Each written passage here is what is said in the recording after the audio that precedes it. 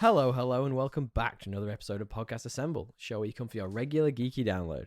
My name's Tommy, and I am delighted, as always, to be joined by my friend and co-host from across the pond. It's DL. Welcome, bienvenue. How are you, mate? I'm good. I've been doing my Duolingo. I'm on a 5-day streak. Oh, damn. Things are looking up.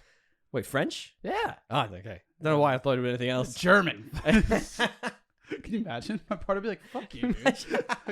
Like, I start speaking German to her. Like, like, she's like, what does that mean? Oh, I love you. Well, Ich liebe dich. She's like, fucking dude. Motherfucker. What do I have to do? Anyway, because my partner speaks French. Sorry. Of course. And it would be a real nice thing for him at some point over the last 10 years. 10? I feel like you can only count the last two. It's like when you're because you're like with someone for like 2 years. It's like, okay, like I should probably start learning the language now. We're invested 2 years in. I'm not gonna learn it like waste a year because then yeah. it's like, you know, a bit early. But no. I mean, I started learning Australian as soon as I started dating my partner. So, mate, the lingo's hard. Trust me, they say some dumbass shit. Anyway, man, what have you been up to? I just clicked out of my note, so now I'm trying to find it again. Well, let me start then. Yeah, go ahead. Let me start you this lead the week way. because I've got a really fantastic one to start with. I actually guested on another podcast this week. And shout out to our boys, Super Bracket Bros. Those guys are super awesome. They're far more detailed than we are. It's almost like they know how to do a podcast. Super Bracket Boys. Super Bracket Bros. Give them a look up, man. Give them a listen. I really recommend any of you guys go out and do it. What they do is they do a bracket in the style of the States. So you know how college basketball has a big bracket and all the teams play whatever they do. I don't know how it works. March Madness, Thomas. March Madness. But what it is essentially they pick two fictional characters and they make them fight against each other as if they've seen each other from afar or whatever it is. That a portal opens up, they both step out, and then we just had to talk about what would happen if this happened. Mortal Kombat. It's fantastic. So we did an episode on John Wick versus Worf from Star Trek. Now, do you know anything about Worf? I don't, but me neither. Who it was who hilarious. Who did you have to defend? Well, we didn't. So what we did was we basically just talked about what we knew about the characters, how what drew us to the different franchises, and then a bit about their fighting styles and stuff. Which luckily those guys knew more about. Brown guy? Yeah, he's the Klingon guy. But so we prefaced them both, and then we talked about who we thought would win. I'd love to know who you think would win in that. So it's brains versus brawn, essentially. It's nimble versus bulk. I don't know anything about this guy's powers. He seems very smart. Like he's got a big brain that's literally in his forehead coming out. I don't know.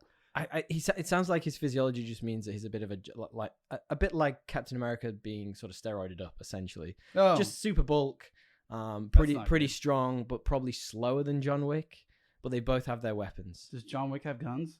He does. Is this guy like made of like rhino skin? Otherwise, I think I'm just gonna throw it out there. You guys should go ahead and listen because it was a really fun episode. And if you want to hear me being at my absolute sarcastic best, this is where you're gonna find it. So, listen and see. Yeah, check it out. I think you can find it on most podcast streaming sites. But that was one of the things I've been up to this week. What have you been up to? I have been doing more of the same a bit, I guess. I've gotten through the first episode of Moon Knight, which I thought was fucking good. The first episode, it's cool, right? It was really good, and I'm excited to watch more. Nice. And like it's good that we have like one good actor in America. All the British ones are taking over, but it's good to see one American guy do a pretty good British accent. Oh come on! It's all right. You said it was good the first time. No, I said it's better than Benedict Cumberbatch's American accent. It's pretty good. And that's a different conversation. I actually think it's quite good. Okay. And it's like unfair because like you guys can be like, oh, they're doing American accents. American accents easy. I think it's just very easy. No, it's really. I think it's just the fact. I actually quite don't mind it. It's just like he's like a nerdy British guy. He's doing it really well. It's like on steroids. It's like an accent on steroids. It's like way over the top. Like no one actually sounds like. Yes, you do. No, we don't. Yes, let me speak from experience. You guys do. you know what's really funny actually. I don't mean to pipe on about that pod, but the two guys who I did the podcast with are both from I think Colorado. Okay. So they are very American. And one of my buddies was listening away. He's like, "You sound so posh." I was like, "That's just because I'm with these two American dudes. Yeah. Like, it's nothing to do with it." My point being, though, like I'm sure like some of these guys don't do great American accents, but everyone just gives them a pass because they're British. Like it's a lot harder. You guys all sound the same. It's a lot harder for an American to come in and be like, do a British accent, for a British person to be like, oh yes, that's exactly right. Like, that was pretty good. That was like Aussie. That was awful. Yeah. But point being, like, I'm glad we have one good actor. So you like the Moon Knight series so far? You like I've only Oscar seen Isaac. one, and I like the concept, and like there's a lot going on, and it just seems very like heady and psychological, thrillery in a way. As you go through as well, like you find the cast is really diverse. It's really cool. Like they've brought in a lot of interesting elements. The director's really just does some really interesting stuff with it. The music's real fun. Like it's worth keeping up with. I think I've seen 3. I think it's Wednesday, right? It's when we're peek behind the curtain. It's Wednesday when we're recording. And yeah, there's one out tonight, but I've seen the first 3, so I'm keen to know where it goes. Same. I'll probably watch one tonight before bed. The more I've watched more of Castlevania, I'm still digging. You've been chugging through that. Yeah, I'm on episode 1 of season 4. Okay. I mean, it is a bit weird and like BDSM-y, like constantly. Oh, weird. So it's really taking it up a notch. I guess that's like an anime thing. Like it seems like a lot of anime delves into weird, like a bit of sexual stuff. Like every one I've watched that hasn't been like a kid's thing, right, has like weird sexual undertones. I'm just gonna go over the character now. Like I know nothing about anime. I don't either. This is my new character. I literally know nothing about anime. Everything. You have to explain it in graphic detail to me so that I understand what's happening. All I'm saying is when I've watched, I'm always like, wow, that seems a little more sexual than I was expecting this to be. Like, I've only watched like 3, and they're probably not actually anime. But so anime is just graphic sex stuff, right? Is that what it is? That's not what I said. I am like 2 for 2, I guess. Yeah, the minute you are. And then I've also like randomly I was like tired of Netflix and started on what is it, Amazon's Prime. Yeah, Amazon Prime. And saw something with old mate. Get everything in the air. Oh, just Brolin. Yeah, Brolin had everything with guns in the air. They are animals. Need a compilation of you doing accents. I love Josh Brolin, and I love doing his voice. He is in a new show called Outer Range. Okay. On Netflix, and it's like about this guy. On Amazon. Or sorry, Amazon. Sorry. And it's about this guy who like has a mom and pop farm who's like competing against these commercial like cattle ranches, and his is all sustainable. And he's like kind of losing that battle, obviously, because it's America, and he's not getting any love for being sustainable, kind of thing. Big milk taking over. Yep, and I'm not really spoiling much because it kind of happens in the first episode. But in the middle of his land, he kind of finds this. He finds this like hole. Oh, and it's like a hole. Like it literally is like a hole in reality. And he's like, "What the fuck?" And it's in the middle of Wyoming, and it's like follows him like as he. I'll leave it at that. I've only seen 2 episodes, and so far I'm very engaged. So it gets a bit spacey-wacy. Yeah, it's a sci-fi kind of weirdy thing.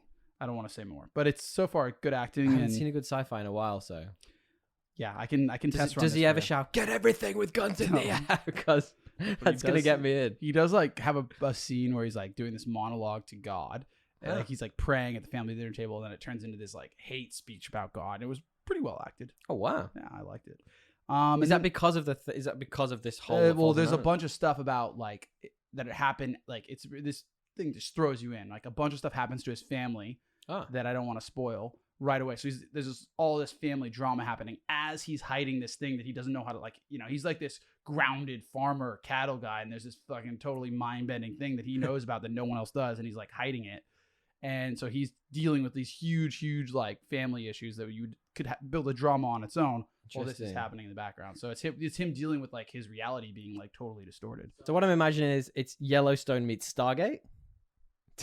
I don't know what Stargate is. But after all that, imagine like it's like hopping dimensions, right? So they get these 2 pillars and they step through. So they're just hopping around trying to find their way home. Kind of, but not really. No. I would say it's more like Arrival in vibe. Arrival? That's like high praise though. Like we'll see. It's only 2 episodes in, but like so far the tone is much more Arrival-y than I don't know whatever you just said. I just trying to find what we were talking about. I couldn't obviously remember Stargate, so I just Googled Space Pillars TV show. Did it work? It came back with a show called The Pillars on Earth. It's got so many good actors in it. It's got like Ian McShane. It's got Eddie Redmayne. Pillars of the Earth? But it looks It looks like 1970s. Pillars of the Earth. Pillars of the Earth is a great book. Oh, really? It's probably an adaptation. This looks awful. Well, read the book. Okay. Read, kids. And I finally gotten to the point of Deathloop where I think I can make my run to break the loop. Oh, it's So going I'm to happen. getting to the end of that. I've done all the leads. I've done all the investigating. I think I know where I'm Well, at. hold off. Yeah. And you can give us like a full spoiler-free version next week. How does that sound? Sure. Yeah. I can't wait. I've been up to some pretty cool things this week, actually. What up? Off your recommendation, I skipped a couple of seasons in the middle, but have started Archer season 11.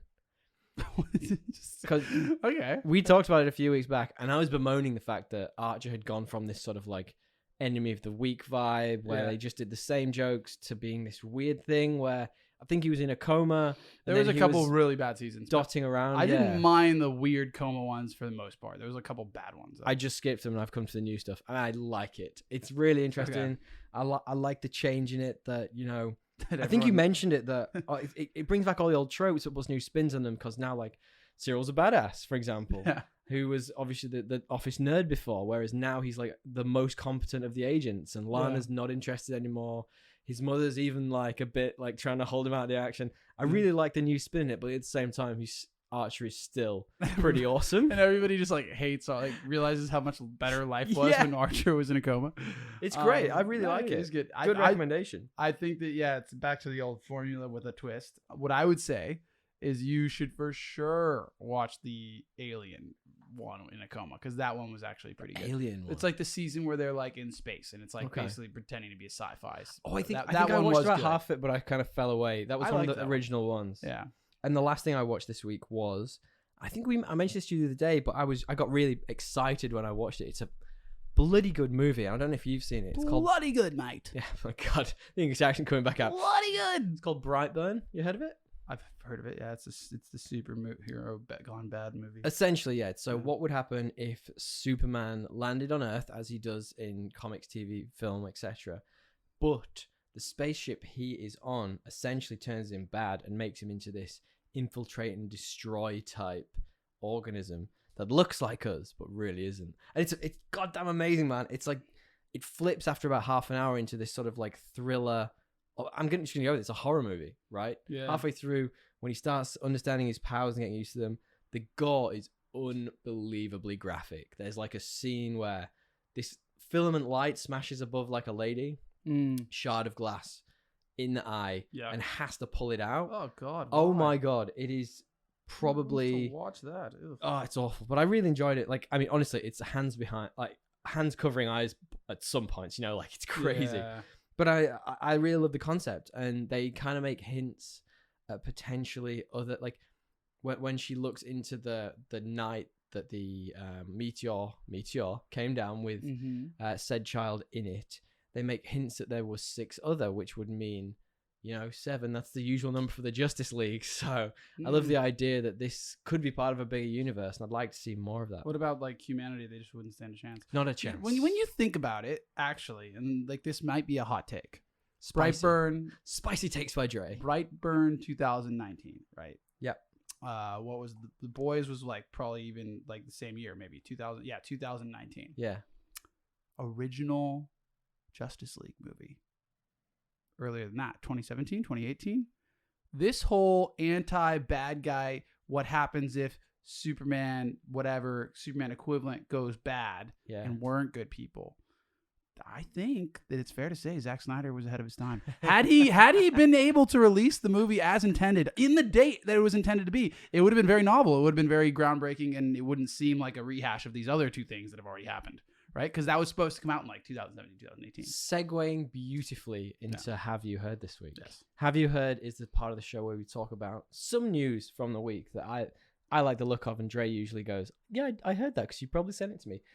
Have you heard this week that since Warner Brothers was acquired by Discovery, now it's Warner Discovery, it's apparently been reported that the new parents are looking to shake the kids up a little bit. They're trying to give them a bit more direction, a bit more focus in life, and apparently they're actively looking for their quotation marks, Kevin Feige to steer the ship. Which is kind of what we've been saying for a long time, is it not just? But also, they want to revive characters who have apparently been languishing for way too long. These are all still in quotation marks, like Superman. So characters that have been underused, like basically they want to get their cash cows bringing the money in again, right? They want to get that happening. Dude, what? Like, first of all, surely Kevin Feige's like, no, I got enough on my plate. No, not literally Kevin Feige, but they want to have their version of Kevin Feige. I thought literally it was Kevin. No, I was like, he would not do that. Why would he do that? Yeah. But agreed, but also disagreed. It's like people liked Zack Snyder's interpretation. They did, and like you go and rehash all this, like.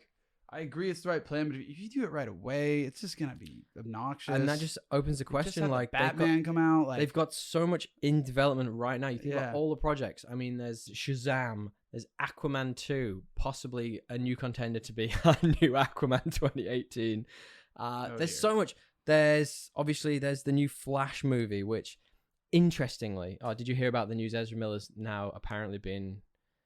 he's now apparently been put in prison in Hawaii because he went crazy. Of what he did? No, a new thing.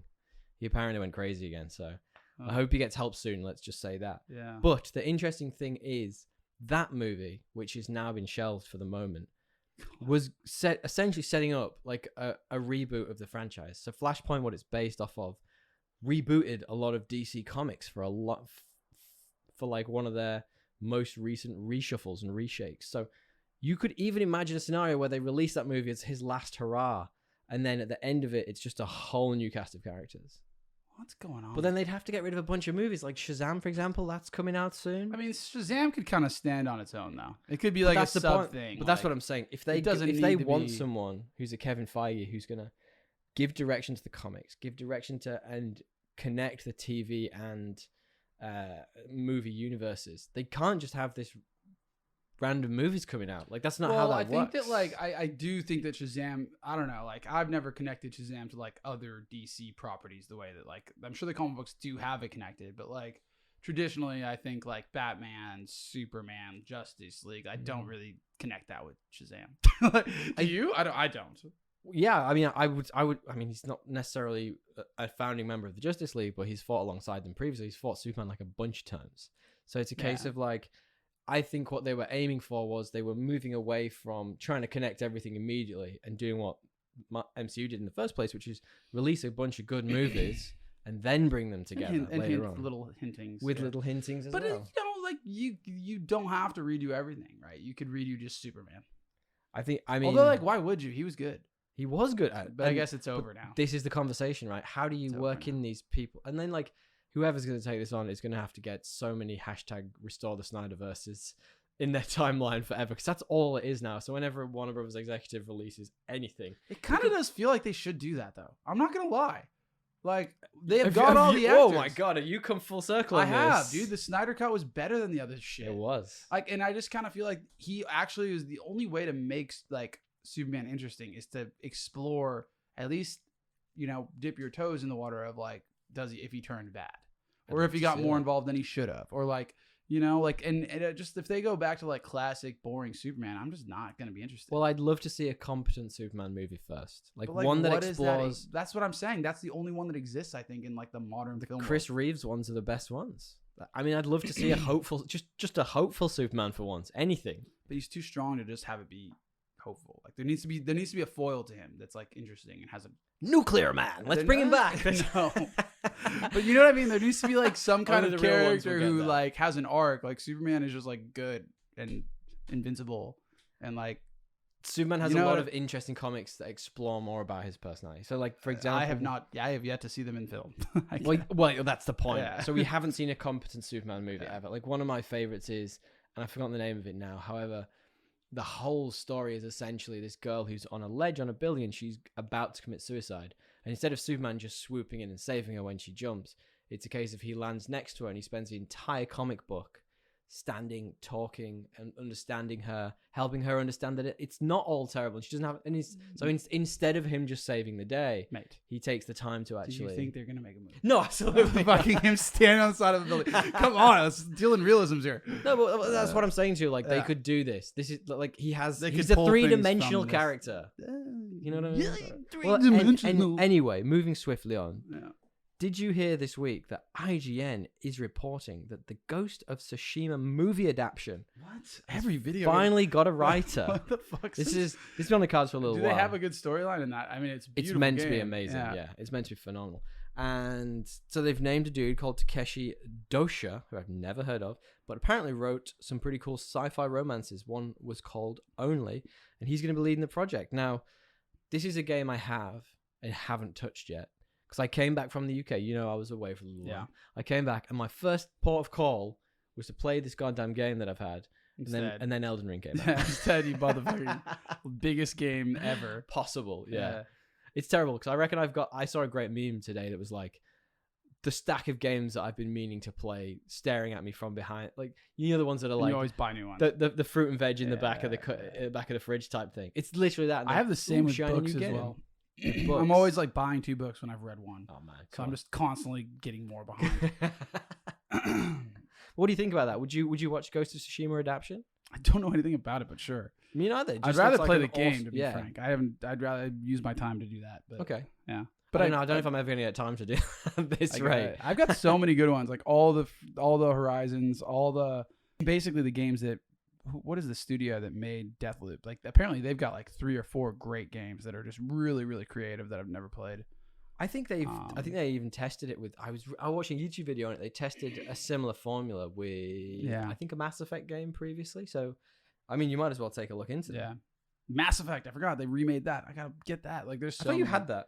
I know. I have probably the original. I want to get the. All right. Well, speaking of video games.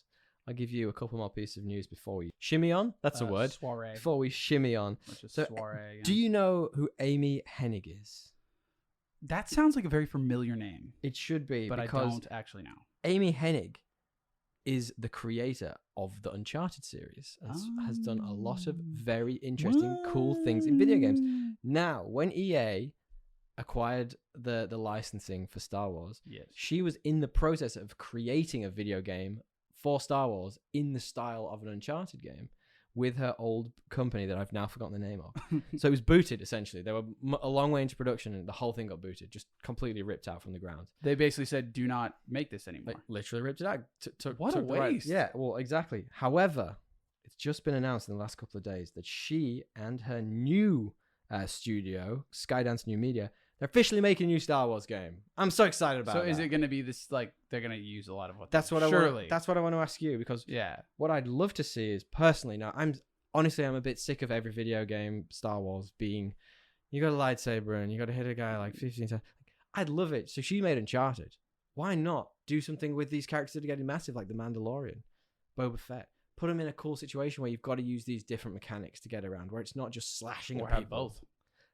Have both. Have a path of the Jedi, a path of the bounty hunter. This would be fantastic. Yeah. You can pick and choose. Yeah, would you play a Star Wars game like that after you've finished all the rest of them? I still want to play that other one. What's that? The Force. What's that one with the Auburn Jedi? The Fallen Order. Yeah. I still want to play that. That had a few of the. Cause I played a little bit of that. That had some of the mechanics, like Uncharted style mechanics in it. So I wonder if they're gonna push on from there, because they've also announced that they're doing a second one to that too. Man, I'd love a Star Wars game that's competent and interesting and fun and has different stuff going on. Yes. Do you have any news, Dre? Look, man, I did not have much other than seeing the Thor Love and Thunder trailer. And the Keep It In news this week. Yeah. The Thor Love and trailer? Thor Love and trailer. Thor Love and trailer. Trailer Love and Thunder. Yeah, Trailer and Love and Thor. Ooh, that's kind of kinky. Oh, yeah. The Thor Love and trailer came out today. It did. Time. And what do you think? I was like not gonna watch it because I was like, oh, I don't want to be a nerd, but I did because it's my only piece of news, so I had to come. You have to bring one a week, and it was just enough to get me excited. And it seems like very like much. He didn't give away anything really. Yeah. I mean, you can see like that one scene where it's like obviously he's getting pulled back in from his chill lifestyle when he sees that. He just gets in. Yeah. Then they pull him back in. Just when I thought I was out there. Every week I'm gonna make that same joke. So, that is true. Like you can tell that like this dead gods or whatever. Be what pulls him back. But you know, I'm down to see Thor be a bit hippie and you know like Did you like the training explore montage? Himself He's doing CrossFit. He's got the chains. I didn't want them to just yada over how he got rid of the beer belly, so I'm glad they did that. I wonder if it's gonna be full 80s style, like Rocky, like running on the beach. For sure. That would be. Did you see his hair? Amazing. He's got like a little braid. Yeah, for sure it is. I guess the pièce de résistance of this is that at the very end of the trailer, for that 1 second, we finally see Jane Foster as Thor. So that's Natalie Portman's returning character, who is big. It's a big deal in the comic books. You know, she becomes Thor at one point, but in the comics, there's an interesting wrinkle to it, and I don't think this is a spoiler because I don't think they're going to go with it this way. They never really do. But in the comics, Jane Foster, the human, has cancer, and she's really sick. But whenever she picks up whatever his name is, she picks up Mjolnir. It cures her essentially for that time, but then when she puts it down, it comes right back at her. So it's this dichotomy between the two states. Like, she can't be Thor forever. That's just not who she is. But also, if she's not Thor, she'd be dying. So it's an interesting one. I wonder if they'll subvert it somehow. I'm sure. But also, Mjolnir's back. Did you see that? Did you notice that? It's all cracked up and stuff. I didn't notice it was cracked up. It looks all cracked up, like it wasn't in the comics. Is it like a big deal when he gets this axe? Is that like, or is that something they just kind of invented? I think just over time he's had different things. Yeah. Like, so one of the axes he had, which has I think it's called Stormbreaker in this, which is actually the axe of a different character who's Beige Ray Bill, who's essentially a horseman thing. Oh, cool. Long story. Not sure he's ever going to come up in the MCU anytime soon. Yeah. But he was worthy of having the hammer, essentially. So Odin made him a Stormbreaker, which is his like axe thing. Yes. So they've pulled and tweaked elements from different things. And Mjolnir has been broken many a times. Like, for example, there was a bit of the comic book when a very fine shard got knocked off Mjolnir, fell to the ground. A frog touched it and became Throg. So he was literally a butterfly frog effect. Yeah, exactly. Like fucking Mjolnir piece chips off. Like, universes are created, right? Look, we'd love to know what you guys think of any of this news. I know social media guy Lockie has posted definitely about Thor Love and Thunder and a bunch of these other ones on our social media. Hit us up at Podcast Assemble on Instagram. Please do. Let us know anything we've missed, anything you've heard. We've got a couple of bits at the end of the show which we've had from friends of the show. In fact, a couple of friends of the show have sent us this one. Friend of the show Luke sent us it before I even knew it happened. Bloody hell, Luke, what are you playing at? But yeah, hit us up. Let us know any news we haven't heard. Do you want to preface our main topic, DL? I do. So we have, every now and again we do these episodes, right? Where anthologies, baby, we're back. I don't even know, you call it an anthology, I guess. It's not really the same as like some of the other anthologies, but it's like kind of reoccurring. Where it's like, hey, a movie that we should have seen, or an older movie that we maybe have seen and don't remember. We just need to re-see and recover. I'm honestly trying to remember the last one. No, I haven't. I've never seen this before. I had seen probably 80% of this. It just needs to one of us not have seen it. Yeah. So it's one of us has to have not seen it. And it's like, hey, well, we need to watch this. I can't remember what our other one was. We've done one of these episodes before. It was Heat. Heat. Yes, it was Heat. Oh my gosh, of course. We may have done that, but that was like a good movie. I'm not saying that this isn't, but we did Total Recall, the original. We did. Which the 1990 spectacular. Yeah, like cult classic, I think. There's a lot of people that there's a lot of like scenes that were burned into my memory from this movie. I think it just seeps into a lot of media, Well, there's that, but I remember like there were scenes where I saw it and I was just so young that it was like burned in. Yeah. I mean, in 99, like some of them were been born. Well, yeah, some of it was like graphic stuff, and then other of it was like, wow, Sharon Stone is a babe stuff. Yeah, and then as graphic as Castlevania. Castlevania is like drawings, so I can kind of. I still don't know anything about it. I didn't watch Castlevania when I was a child. It's like, look, before we get into it, do you want to give me a stupid plot summary of Total Recall in 1999? Yes. Idiot, probably infertile, and very confused man terraforms Mars before it was cool.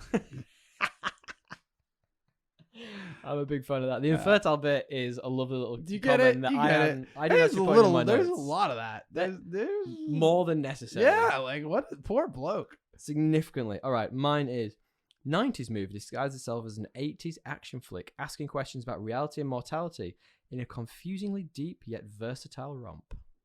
Confusingly deep. Yeah. Yes. It is. Versatile is a strong word, but it's got many facets to it. I'm not going to lie. Multifaceted, but versatile implies like in a good way.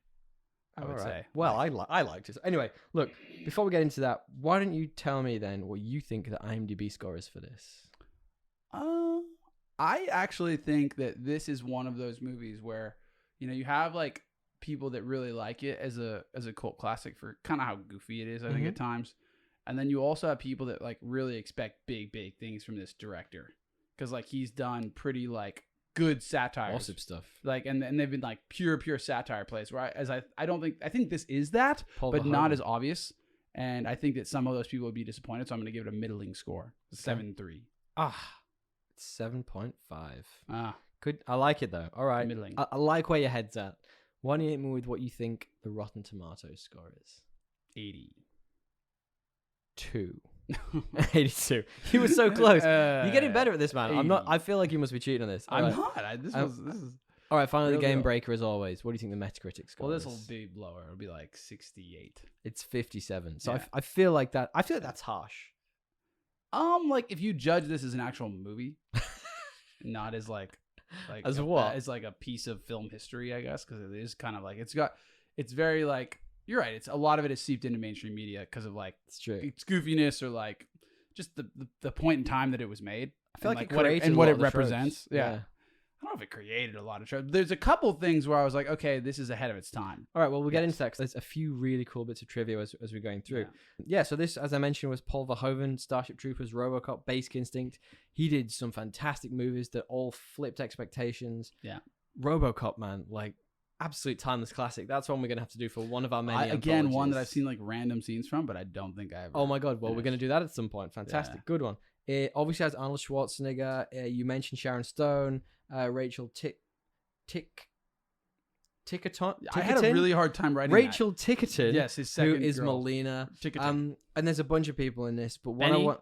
You can't forget Benny's great. I thought it was a very inspired Johnson performance by Jr.. Benny. Yeah. Yeah. One I wanted to call out was Michael Ironside, who plays Richter, who's one of the bad guys. You will know him because he did the voiceover for Darkseid in the Snyder Cut. Did He did. He's been in a bunch of stuff. Like he's acting, voice acting, everything. But it's a pretty inspired cast, and I like what they were doing with it. Now, before we move on to talking more about this film, let's talk goofy IMDb pictures. we're going straight My favorite part of the show.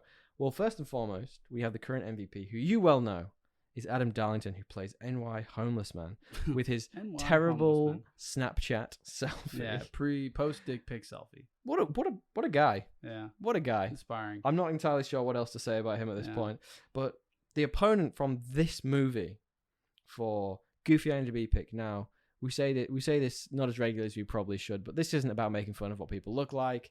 It's just about saying, why on earth is that your IMDb picture? Can do better. I'm going to be less politically correct. Sometimes it is about making fun of what people look like. Right. Not on this occasion. This time, the opponent is Kamala Lopez, who just plays additional voices. And it's... She's at a Trump rally. Yeah, that's interesting. Can you explain it? She's sorry, yeah, I forget that the viewers. She's in a leather, listeners, I should say. The leather jacket, pointing at the camera like, yeah, with two fingers actually. 2-finger point, finger guns. Many rings, and American flag Kanye West style? aviators. Yeah, like Kanye West style aviators with American flags imprinted on each lens. It is just such a weird image. Yeah. She must be at some sort of rally. Like that's yeah, it looks like that. Or like a really, really like white 4th of July party. It's like a very white background. What do you reckon? Who's got the goofier IMDb pick? I think our mate still takes the cake, and Adam we may have to Darlington. retire him because Well, he's only won 3 in a row. Okay. So we said 5 before. Okay, So 5 is the number. I can find one better. I mean, than do you think that he deserves to win? I do. I mean, she's goofy as hell, but well, what we'll do is we will that put IMDb picture, it needs to be on a Predator list. Like it's fucking his picture is so bad. What we'll do is we'll put it on our Instagram at Podcast Assemble, and we will let you guys vote. You crowd let us know decide. who you think, and if you outvote Dre this week, we will come at you with something different. So be it. How does that sound? Sounds- be it. All right. Sounds good. We're not going to do spoilers, non-spoilers this week. We're just going to talk about this movie because it's from 1990. And- like, we tried too hard with that. And honest to God, I don't think that there was any major spoiler. There was maybe one major twist. I think the major overarching like narrative of the film and the ways you can view it is a spoiler, but you can't talk about the movie without talking about that. Yeah, that for sure. And it's not really a spoiler because it's only a spoiler because the director revealed something. If you'd have said nothing, then you'd have been still guessing. It's true. We'll talk about the plot of the movie. What goes down? Yeah, like in a world where Mars is being colonized for resources and is at the brink of kind of a civil war between kind of the lower class, those that have little. Funny that, isn't it? The mutants, actually, which kind of just get thrown in. Rich holding down the poor. Yeah. Where have I heard that before? Arnold Schwarzenegger, or as we know him, Quaid. Doug Quaid. Yeah, Doug Quaid. Is a man with a great job and a beautiful wife, but was a construction worker. But he's a big dude. It fits his brawny lifestyle. Look, I mean, he's got a beautiful wife, nice apartment. He's got a job. I'll say that. He does. But despite all this, he's nagged by dreams of a past life on Mars with a different person, a different female who he seems to be in love with, and really can't shake the feeling, right? And in an effort to satisfy this craving for a life on the red planet, he tries a virtual memory injection. Think about it like a virtual tourism, right? You take a nap, and you dream like a video game, right? This whole storyline. Inception, but what's Inception is a video game of a nice vacation. Basically Inception, right? For you modern listeners. And in doing so, as opposed to non-modern listeners. I guess people would say, like our parents would be like, no, it's not Inception, it's Total Recall. That's maybe. I like where your head's at. And in the process of doing this, he awakens something deep in his brain. Is he stuck in a permanent recreational induced spicosis? Spicosis. I love that. I'm coining that one. Or is it? Did you write that down? Is that literally written down? Literally there. Oh my god, that is the best thing you've ever done. That's a low point. Yeah, I know. Or is he really a spy for Martian rebels? I guess you got to watch the movie to find out. You really have to find out, because we'll be talking about it next. But there's like I say, it's multifaceted. There are twists within the narrative. There are turns, and there's interesting tidbits that you don't pick up on unless you really look for them. I love this, man. It was super kitsch, a bit campy at times. Like a bit. Mate, the prosthetics were like the campiest shit I've ever seen. It had this 80s quality to it. That was, I mean, it's clear. It's clearly like it was clearly made like late 80s. It's like a relic of the 80s. It's the last throes. Yeah. But it's like I said, it's beautifully kitsch. But like in terms of it, like why I say kitsch, because some of the technology is very quaint and almost like antiquated, but somehow it doesn't take you out. The same way Alien doesn't take you out of it in the movie. Like, that's way out of date, and that monitor would never happen like in real 2050 or whatever it's set in. But in this setting, like, you kind of get away with it. I'm holding my tongue because I was taken out many times. But right. Like I like an Alien, I just think was like way more. It didn't, like, Aliens prosthetics didn't take me out at all. No, but like I'm talking about like the technology rather than the Aliens prosthetics. Like, how do you mean, like the surrounding? The monitors around? So like if you watch Aliens, like it's a proper grimy setting, and like all the monitors they work on as astronauts are like 15 inches by 15 inches. Yeah, and I get that. It's like dot code like rolling down the screen. No, that stuff wasn't like too. It was more just like the crazy prosthetics and some of the plot points. We'll get to that in a minute. This is a real fun movie. Like, I love what you were talking about.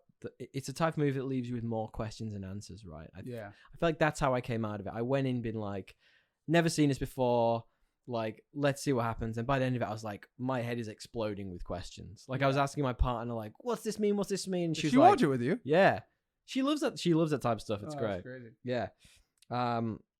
So essentially, he goes into this dream memory vacation type thing and wakes up halfway through the procedure with his brain scrambled, thinking he's an actual secret agent. Now, what do you think of his performance in this? Because this is like peak Arnie. I find Arnold Schwarzenegger in these like minus Terminator. Yeah. Hard to watch. Really? I do. I enjoy him. Even in Twins. I don't know if I've seen that one. Even Kindergarten Cop. I don't know if I've seen that one either. Even in Last Action Hero. I definitely have seen that one, but in Jingle, I can do this all night. Even in Jingle All the Way. Keep going. I guess like I don't know, man. Like it's just like he is literally speaking broken English at times. And I'm not judging. I think that's just bad writing. I don't think that's him. He speaks perfect English in this. I think it's when he's making. There's times where his accent, like he stumbles over the line. When they're like trying to hold him down the chair, and he's like, ah. Well, like that stuff. I'm like, are these overdubs? Like, no, I don't think so. Or is this just literally how he sounds? Like, I literally wrote down. I had to know, what was it? Like, I think it was literally just, do you think this is the noise he really makes? Like, surely that's edited, like, because it's so absurd. Look, I wrote down that I thought for quite a unique's the wrong word, quite an interestingly nuanced material. I feel like he did quite a good job with it. Like, it's nuanced in terms of like all of the things you can read into it, but you can only read into it that way if he played this in a certain way. He plays it like, and maybe this is purposeful and I'm not giving him enough credit, but like this like almost like dumb dude. Yeah. Like he just plays it like this, like he's had his memories wiped. Like, what's the word I'm looking for? Just like earnestly dumb. Yeah, he is. There's another word for it that I can't really place, but like it kind of bugged me. I don't know what about it was.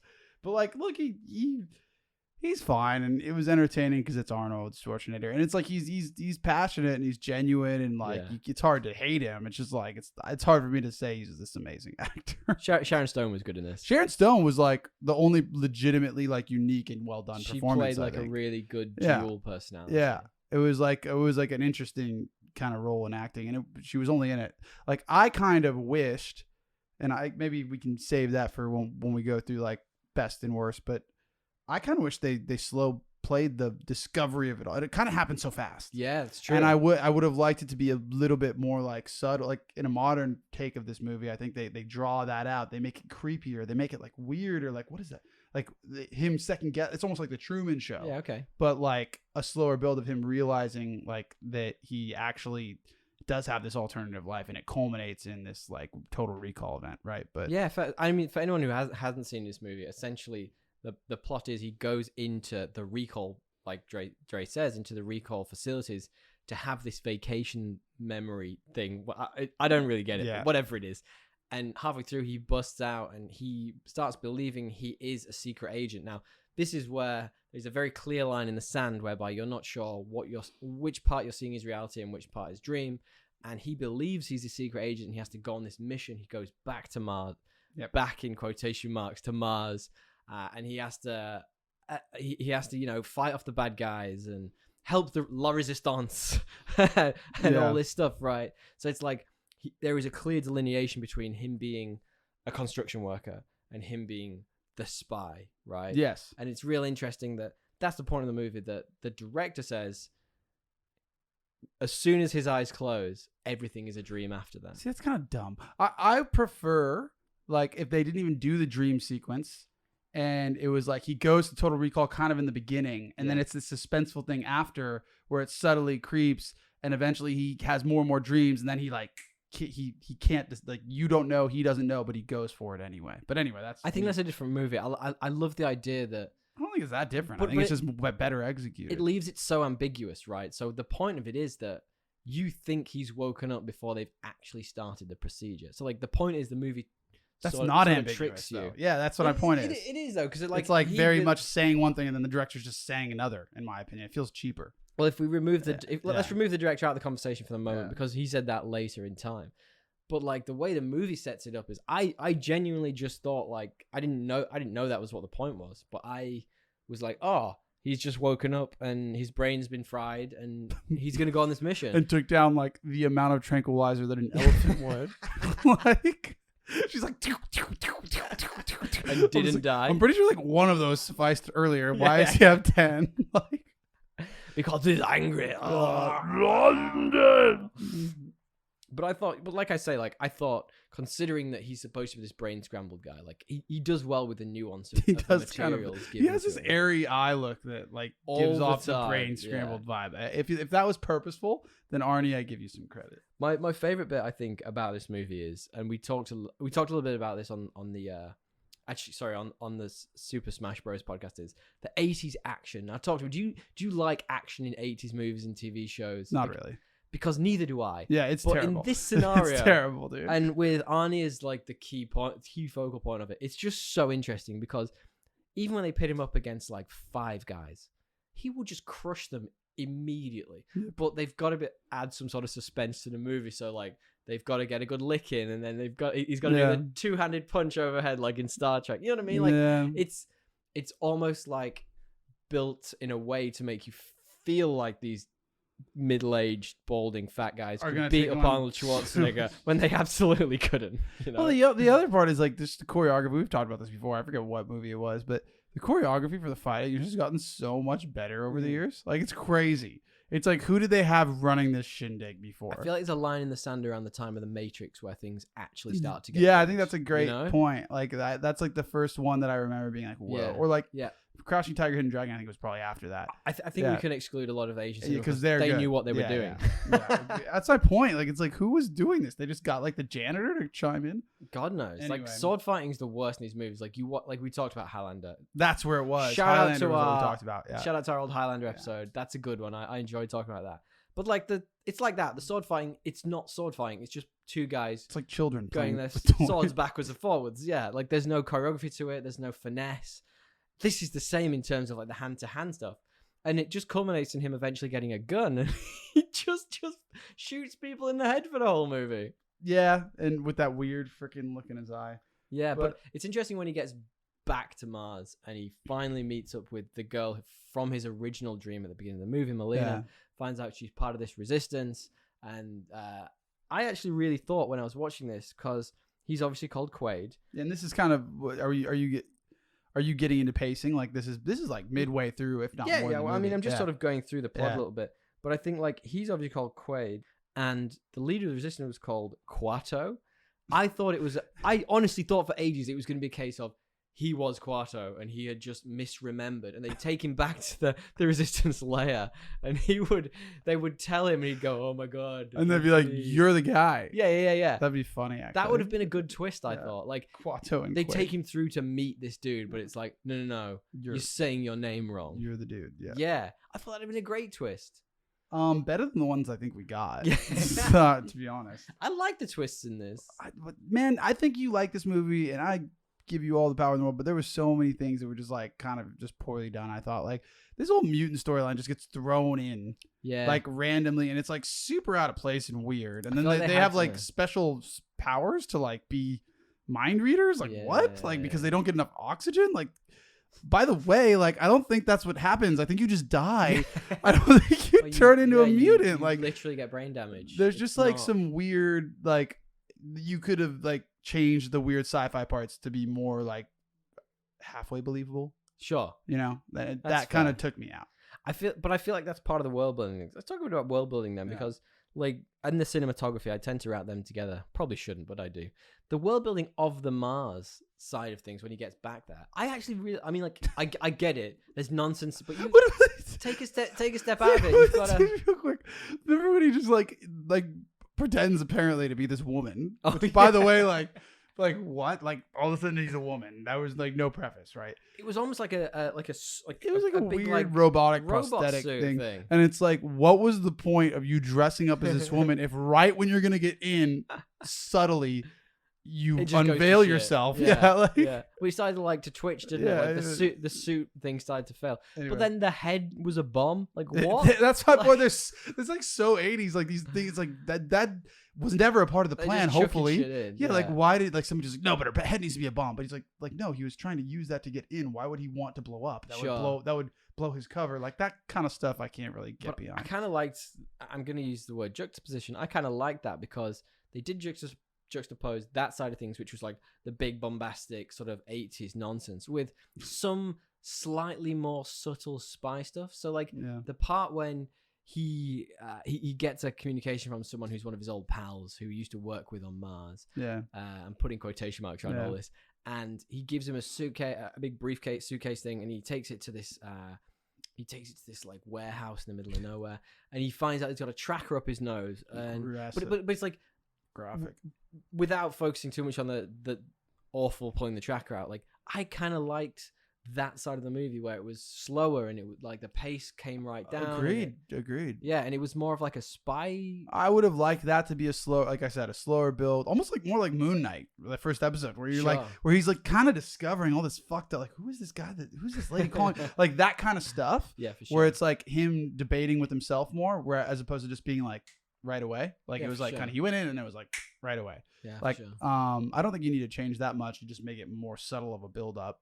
But I did like that stuff a lot more than the end. I wrote like from a pacing perspective, I really liked the first half. I was into it, and then kind of pretty much as soon as he took off that like prosthetic female head and it blew up, I was like, ooh, this is turning bad for the worst. Well, I wrote down that I thought like the tension tend to build to satisfying conclusions, like the points where you were building towards, like that bit I mentioned where he was finding out about himself, who he was supposed to be, and how he got away from them by pulling out his tracker and sneaking out. Stuff like that. Like, it was all kind of satisfying. No, that was cool. Yeah. Even the bits where you were a bit confused. But also, it's a really interesting film to really focus on as it's happening, because there are things within it that apparently I was going to essentially shape the dream. So you were saying that there's some little knickknacks that they leave all the around. Way from, So I'm curious if like I just missed those, wasn't paying attention enough, didn't care, whatever it may be. Do you have some off the cuff? Perfect example. The tracker in his nose, right? So there's a scene early on when he is in said dream. So we're hypothesizing that he is in a dream from that moment onwards that we mentioned before. That's what you're talking about. Yeah. Yes. In that moment, he goes into the subway station and they walk through what is like essentially an X-ray. So they see all the bones of everyone, and no tracker. Huh? No tracker. And there isn't a tracker in him, which you would see because it's made of metal. Yes. At that point, but then when he finds out that they've bugged him, all of a sudden this metal tracker is in his nose. So it's almost a case of things that he's learning are affecting his dreams. His psychosis, yeah. No, that's interesting. As we go on, I'll talk about a few of the other bits, the other more interesting sections, maybe from slightly close to the beginning of the film, but like I started to talk about it. What do you think about the world building and cinematography, like Mars, for example? I thought that actually like the Mars and like the vistas, like that was surprisingly not that bad. Oh, yeah. I didn't mind the way it looked and like the vibe, and I guess it almost was like this kind of looks like just a big mine site, right? If it was a city, yeah, exactly. I didn't mind kind of steampunky. Yeah, I didn't mind any of that. I actually quite liked it. It had like, but what I didn't really like was like again, apparently a lack of air makes you a mutant, not a dead person. Yeah. Like that part of the world building just kind of got thrown in, and I was a little bit like, you didn't need to do it that way. I really like that they had some like minor details. Like I'm thinking back, like you remember in The Fifth Element, he was trying to cut down on smoking, so he only had 2/3 cigarettes like in the machine. Like for example, with this, when they were on Earth, there were only advertisements for Coca-Cola, but on Mars there was only Pepsi. So it's like this weird. It's this like weird Hilton separate... in the Ritz. Exactly. Dude, it kind of felt like this was like the most product placed movie. There was a lot of product placement, from what I could tell. Yeah. But I really like the things like it introduced self-driving cars to some extent. Like that's a big part of this movie. Like he drives around in cabs at points that are self-driving. You mentioned CGI before. Like what do you think? Oh, there was terrible. And the prosthetics weren't like bad, but they were just over the top. It was kind of very, very like Thing-esque, and it kind of felt a bit out of place sometimes. Really, I really liked it. I like prosthetics in general, but I just kind of felt like this was like a different movie when it got into those moments. Well, speaking of that scene with the X-rays, 3-titted baby, yeah, the chick. Well, speaking of that scene with the X-ray, yeah, that was one of the first ever major Hollywood blockbuster moments to use CGI. So it was like a turning point. Yeah, really in action, which I find really interesting. And it was one of the last major Hollywood blockbusters to use large-scale use of miniatures.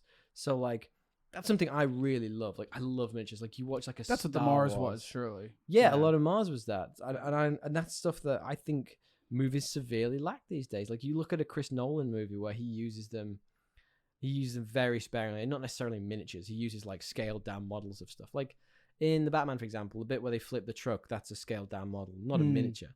But I think that sense of realism is lacking in a lot of movies these days. I agree, man. Dude, I was loving Dark Crystal, which is just the entire thing is that. So you don't have to get me out. Like I don't mind that. It was I agree. There was some really cool stuff that like you remember like why these movies feel different. And they do. It has that vibe about it. It doesn't have the same plot, I think, backing it, besides a couple cool parts that like they didn't, I think, explore enough. Yeah, okay. But like there were really, really cool ideas. It was a kind of Inception before Inception. Like what kind of ideas? What do you like? Just that one sequence where he confronts the doctor confronts him as a way to like stop him from keeping on his spy thing in Mars, and he's like, "Hey, this is a psychosis." Like that should have been like a more central theme to the whole movie. Psychosis. Like just the idea that like, is this real or is it not? It kind of felt like they touched on it twice. I feel like they got distracted by these like mutant storylines that were really boring and nobody cared about. It was all thrown in 20 minutes. Like, I think it was just so subtly done. Like beat by beat of this movie follows almost to the letter. Firstly, what the salesman was selling him in the first place about the spy vacation. Yes, and then next a bunch of stuff from what the scientists are talking about when he's about to go into his vacation. All that stuff is fitted into it. And then it's almost like his brain trying to make sense of the stuff he's heard and seen in the last few minutes and building it into this dreamscape. And I really love that. The only part that's like kind of odd is like, how does he have the dream before he goes in there? Yeah, I mean, that's something I'm intrigued by. Like, is this an old flame? Is it like, the other question, has he done it before? Has he been to Tokyo Recall before and can't remember it? Like, is this his thing? Is he doing this all the time? But yeah, that was one I was a bit like, or is that, I mean, it's obviously a dream and he's obviously projecting the girl, whatever, Melania? That's Trump's daughter. Tim Tucker. Melina. Yeah, he's obviously projecting that Melina into the character that he's seeing in the dream. And I think that's really interesting that as he's drifting off, like they're building the prototype woman for him to have to fall for in the dream. Yeah. And he starts to imagine her face onto it. So like he's already seeing like his imagination's taking over. And I really like that. Should we talk a bit about sort of like the bigger like twists to it then? I'm trying to remember what they are. Well, I mean like the story of it outside of what we're talking about is that it turns out Arnie was a double agent all along, and he tricked himself. The spy story, the spy part of the story. He tricked himself into infiltrating the bad guy's headquarters. For the bad guy, infiltrating the Resistance's headquarters so they could take out the Resistance. Yeah, right? Basically, he's been misleading himself in the future. Has been misleading him the whole time to get the outcome that his self in the future wants for. He's a double agent, but he rejects his previous life and wants to be Doug Quaid. He does, which is interesting. Baffling. Casablanca, right? Like, how do you make decisions with like this guy's? I don't know. It's that could have been a cool thing to explore too. I think a bit more. I very much. Like if this truly is the other guy, like what makes him now? Like what changed? Was it the people in his life? Like in Melina, obviously, bro. Yeah. So, clock like nurture versus nature, that kind of thing. Well, we're going to come to that in a moment. And obviously they find an alien-built oxygen generator on Mars. He manages to turn it on. This part is just absurd. Like, this is where I was like, But this is where I'm like, this is clearly a dream because, like, that would never happen. But this is, like, quite I've written this way. Like, I think it's, like, a fabulously meta movie in that, like I say, it leaves you with more questions than answers. Is everything post-recall a dream? That's one.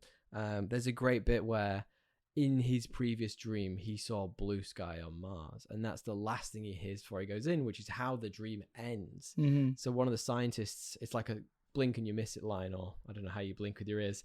Blink and you miss it kind of line. And he says, blue sky on Mars. That's not one I've seen before. But that's how the movie ends. Yeah. And it's like, is his brain interpreting what he's just been hearing and seeing? And sort of, I think this is like a less sophisticated version of Inception. Yeah, like I could appreciate what it's doing.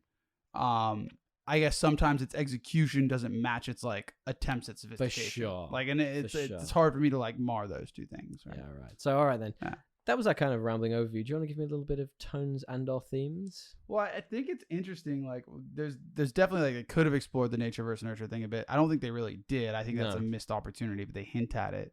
You know, I also, I guess, like, what there's just a motif of like reality and like reality versus dream and you know, dream states and how they influence our view on reality. But I actually thought this is like more of a satire. Like, you look at his other movies, right? RoboCop's a satire on capitalism. This almost is as well. Yes, to a degree, for sure. I mean, it's set in a similar vein, right? It's not as like poignant on that, but Starship Troopers is kind of like a satire on patriotism, and the military industrial complex. This almost, to me, feels like a satire on like Hollywood itself. Like, where you take this guy at the peak of his, you know, stardom, Arnold Schwarzenegger, and you turn him into this like brain dead kind of like humiliated, just getting his ass kicked by Sharon Stone. Like, that'd be quite fun. Like, yeah, I'm not denying it. I'm sure he enjoyed it to a degree, but point being, like, it almost felt like a satire, like of humiliating him to a degree. Have I got a movie for you? Have you ever seen the movie Last Action Hero? No. It's exactly what you're describing. It is literally a kid who goes to a cinema who falls through the screen, and Arnie is his favorite hero on screen. It's all the tropes of an action movie. Like, he's lighting a stick of dynamite with his cigar and throwing it in the car next to him with bad guys, and it's blowing up. But then they bust into the real world. Like, they come back through, and he's got to like learn that he isn't invincible. And it's really fun. And like, there's twists to it. For example, like, they go into like a movie store and there's like a Terminator poster, but it's actually Sly Stallone's head on the Terminator poster, because it couldn't be Arnold, right? Because he's a movie star. So like, yeah, it's real fun. See, that to me sounds like something I'd be interested in, because it's like its aims are more base. It's not more of a kids movie. It's not this high flying concept movie. Well, I just put, does who you were really matter, or is it your actions now that define you? That's the kind of things I took away from this movie. Yeah. Past versus present, nature versus nurture. What is the extent of redemption, right? Yeah. Like, how far can it really go? If he was this guy, like, does it matter what he does? I guess, well, he saves Mars, he terraforms it. Yeah, did he redeem himself? Yeah, that's definitely something. So then, give me your 3 best and 3 worst about this movie. I think Sharon Stone is best, just in general. Whether she's kicking balls or he gets hit in the nuts all the time. Or doing like tennis arrow, like in a jazzercise suit, which I still think that's a good idea. I think that's how we can start a business with this DL. I think people would dig it, man. I sure did. You get the actual pros to do like a hologram style tape of themselves training people how to serve. Yeah, people would pay good money for that. I think skipping straight on, do you? Yes, yada yada yada. I think just the whole Inception before Inception concept, like, they played around with that. I wish they would have done more with it, but I did like it. And then I guess like the third best, like, I don't really have one. I would say just the general feel of like the backgrounds of Mars and like the setting, like that was the worlds they built. There was there was cool parts to that. How about you? Well, I definitely said the worlds they built. Like, it felt lived in. I liked that it had a backstory to it. It wasn't just like Mars. You just appear on Mars and everything's brand new. Like, it's grimy. There's like sex dungeons there and stuff, and like sex shops for like the bored workers of this mine economy. Like, I triple titted women. Yeah, like all that stuff's really fleshed out. I felt like the twists were kind of earned, like way more so than most 80s, 90s movies.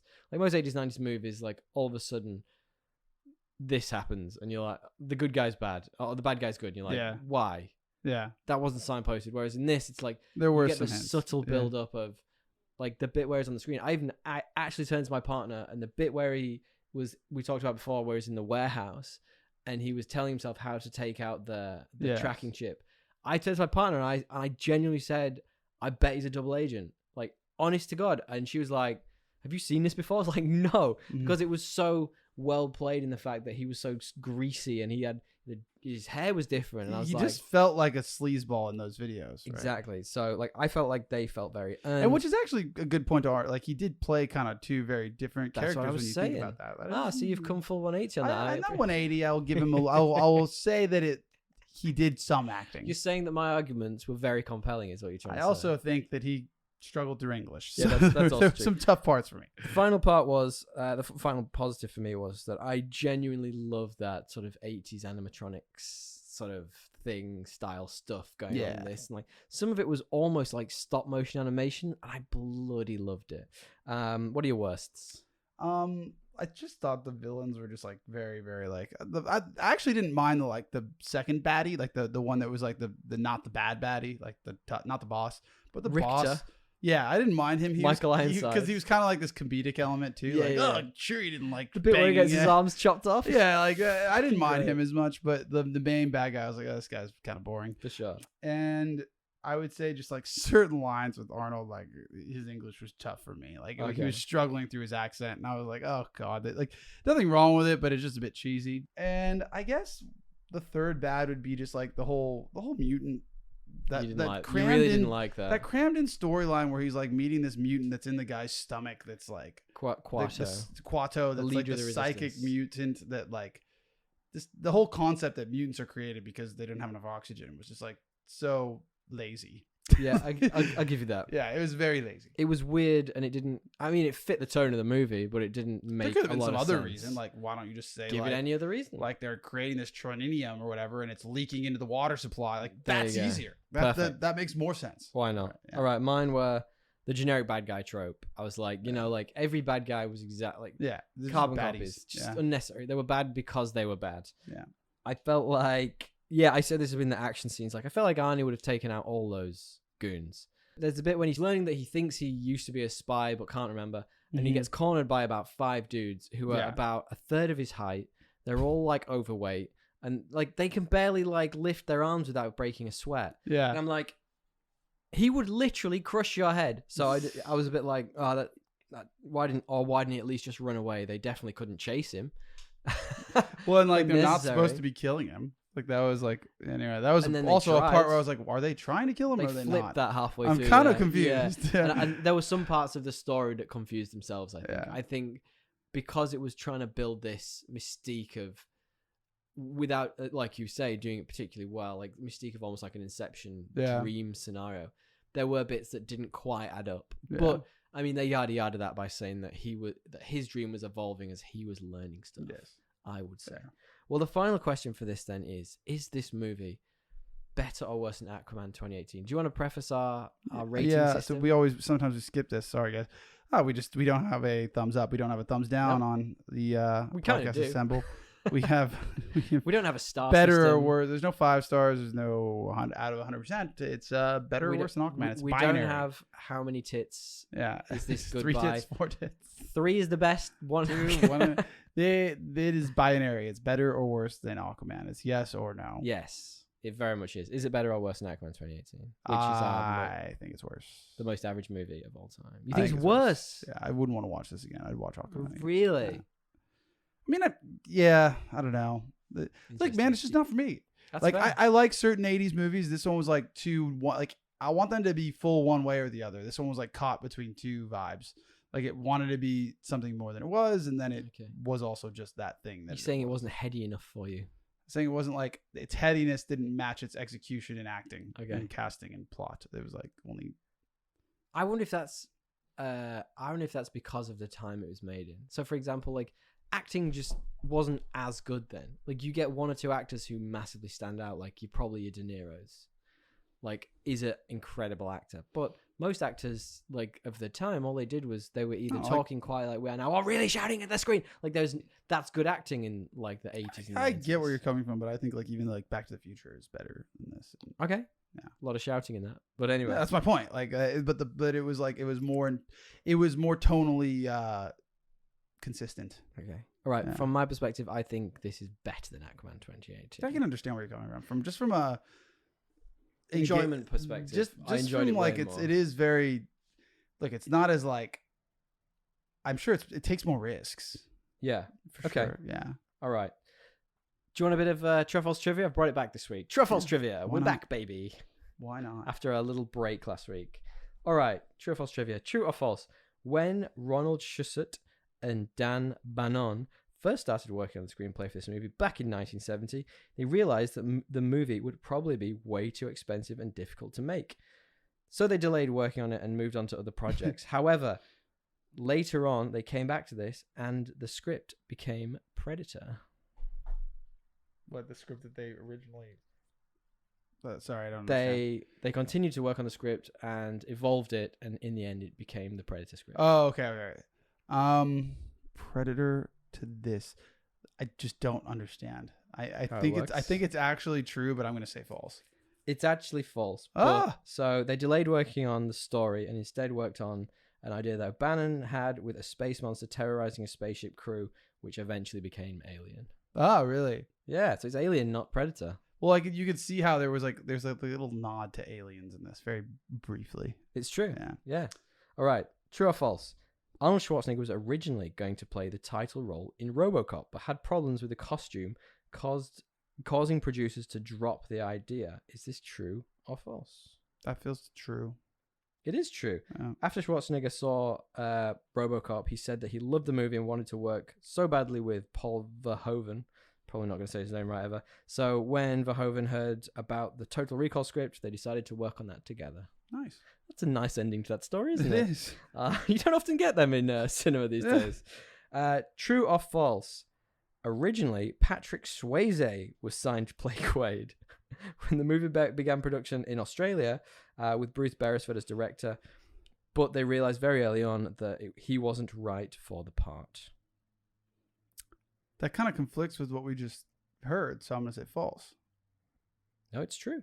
Okay. And then this is with a different production company, and they're in pre-production, and when that company eventually went bankrupt, everything changed up, and Arnold Schwarzenegger heard about the role and wanted to move forward. Interesting. So you're getting better at these. Still only 2 out of 3. Soon you're going to get there. Sorry, mate. One day Doing soon. my best. Well, thank you all for sticking with it. We really do appreciate it. Yeah. That was our less rambling. I think it was kind of rambling overview. I mean, it's an old movie. It is an old movie. It's a good one though. Going through it, yeah. Do you have any correspondence this week, Thomas? We sure do. Of course we do. Always do. Thank you, everyone who sent us news this week. We got a bunch of people sending us the Thor Love and Thunder trailer. Mm-hmm. What did I call it? Thor Love and Trailer? Thor trailer 11. That's what we love to hear. I'm not sure that one works. But Social Media Guy Lockie put on this week on Instagram at Podcast Assemble, hit us up on there about the fact that they're moving ahead with the Luther movie. Now, we had Drop Dead Podcast reach out saying that they've been hanging out for the Luther movie for years. And they Same actor? Still Idris Elba. Yeah. And they loved the whole Luther Alice banter, which is very interesting. How do you feel about this coming back as a movie? Fine with it. Yeah? I think if it, Don't think it needs the long-form storytelling? I mean, I'm sure I think that this kind of show can translate to a movie quite well. Sure. Just doesn't need to be I just wonder why they picked a movie. That's the one thing I always wonder. I'm like, why when you know you can do a show, why do a movie? And I guess maybe it's just because everyone's too expensive and it's too hard, and Idris is pretty big now, maybe. I don't know. Well, Dead Drop Podcast, I said that wrong before. Dead Drop Podcast did also say the same thing, and they are going back to relive it. So they're starting with season 1, episode 1. I don't think I ever finished it. I got like pretty through like season 2. How many are there? I think there's 4 or 5. Yeah. They did like 2 seasons at the very end, which were much shorter, like only 3 episodes. So they did. Essentially, they were trying to work around Idris Elba's hectic schedule, so they did just a couple, and they were like almost like Christmas special type things. Yeah. So I'm excited to see that. I love that show. It's one of my absolute favorite BBC TV shows. Highly recommend anyone who hasn't seen Luther go and see it. We had a piece of news sent over by friend of the show, Steve. Steve is essentially our gaming correspondent. I don't know if you've noticed, but he keeps us up to date. Call him in. He sent over this week, there was a brand new trailer for Kingdom Hearts 4. I heard about this. Yeah, actually. I should have brought it up in news, but Steve, you got me covered. Did you see it? I didn't, because I haven't played 3, and I haven't played any of them. Even though I can't understand the storyline for the life of me. Great point. I still didn't want to be spoiled. So. Look, I asked Steve. I said, "Look, hey, what's the go? Like, I hear it's got a really complex story. Have you played it?" He said he's played it. He says the games are crazy, and they have to fill up all the gaps in the storyline with shitty like games that are on different platforms, like some. Yeah, it's a bit frustrating. It's kind of like Halo in that way. Like every other multimedia thing is where the story goes. Yeah. Apparently, Kingdom Hearts fans love that though. So I've seen the trailer. It looks really updated. The graphics look sick. They look so interesting. They've got this huge monster in it. The dude who's like a kid in the original one, he's Sora. grown up a bit. My only problem with this game is like I can't imagine like doing cool shit and then like Goofy's like next to you. Mate, it's pretty. The combat's fun and it pulls you back to like. I always liked it because it's like nostalgic a bit. But I'll be real. I didn't get through the last one mainly because I got bored. Right. But the combat was fun. Yeah, the combat is. It's a well made. They're well made games. They are well made games. Yeah. I'll give you that. And all right, final bit of news this week is from a friend of the show, Mazeman, who is a good friend of yours, and she sent us a meme. Did she really? We're back with memes, guys. It is back. Please send us any and always send us memes. Any and all memes. Now this, I'm pretty sure it's a TikTok and it's pretty fun, and you will have seen it before. Because she will have sent it to. Because she will send you. What it is it's essentially a bunch of guys who are dressed up as the Avengers, all reverse jumping into a lake, doing Avengers poses. Yeah. And then you see the movie, you see it coming backwards, and it looks like they're all doing like power stances and like superhero landings. Yeah. It's very cool, and we really do appreciate it, friend of the show. It is actually very well done. Actually, I hadn't seen this. Haven't you? No. I'd seen like if someone else do something like this. I've seen a similar one, yeah. Well, thank you. Very impressive. Sorry, I'm still watching this. No. Thank you, as I say, friend of the show, Mazeman. DL, where can they find us? Thank you, Mazeman, for sending. You can always send us memes, and you can find us at the Podcast Assemble or Podcast Assemble on Instagram and thepodcastassemble@gmail.com. While you're at it, sending memes, might as well give us a review. Share us with your friends if you Why not? If you'd like. Why not? We always appreciate that. If you give us a review, I'll promise you this. I'll read it. Right. As long as it's not vulgar. If you know how to find it. Yeah. Come on, bud. I know how to find reviews. It's very simple. I am from Gen. What are we? Gen. We're millennials. What are we? We grew up basically with iPhones. I can find the review basically page. In my hand. And yeah, we'll read it aloud. Thanks again, Lockie, our social media guy. Thank you, Tommy, for leading the way. And until next time, guys. Thank you, DL. Yeah. Tally ho. Tally ho.